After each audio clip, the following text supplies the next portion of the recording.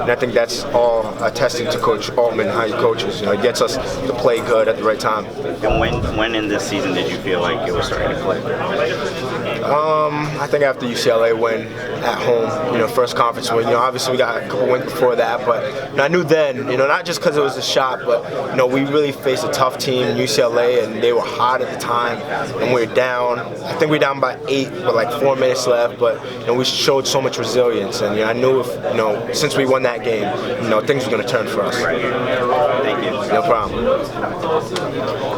So when you went from New York to Chicago, what prompted that move for you? It was great basketball, but the prep school scene when it was getting a lot bigger. A lot of guys, the better guys were playing prep school, and I wanted to play against the best. So I went there, and the travel, not traveling so much. Instead of a 2.5-hour drive to school, it was just a walk, to my classes because I lived in the dorms. But my dad has a lot of connections, and he called a lot of coaches, and I was able to transfer.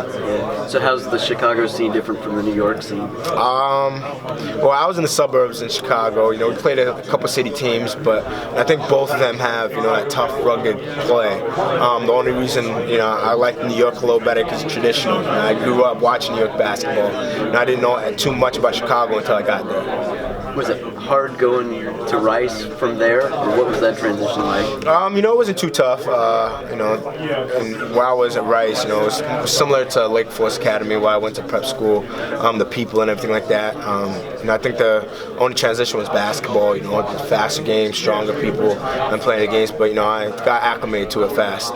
Seems like you're kind of naturally, outgoing, outspoken, easygoing.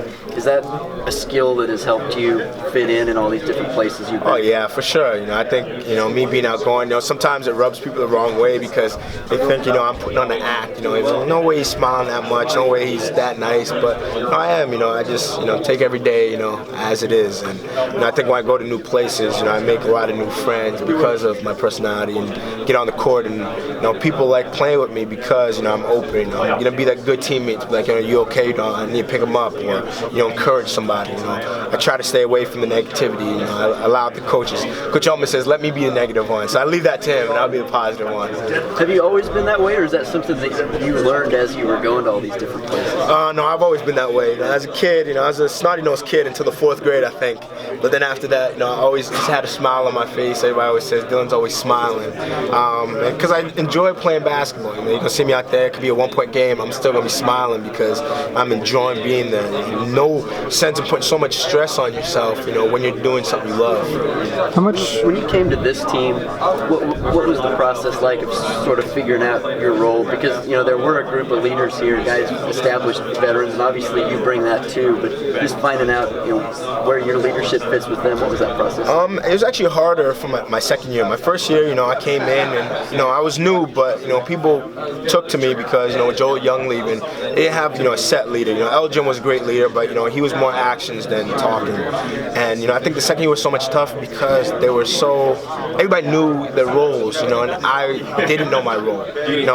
We had new players. Chris Boucher had a great year. Tyler had a great year. Dylan, Player of the Year nomination, and I didn't know where I fit in. But Coach Altman just said, just stick to being you, stick to being the leader you've always been. Keep talking to these guys, play hard, and that's what I did. And it all worked out for the best. When did you feel like that started to come together for you this year? It took a little while, and I think when we started, maybe our 6th, 7th game, I was being the leader off the court early on, but I don't think my play was matching up because I was still trying to find my knack, and I think once I found my knack and I was more comfortable with myself, I got more comfortable with the team, and they took to me, and they always listen to what I say, so it's good.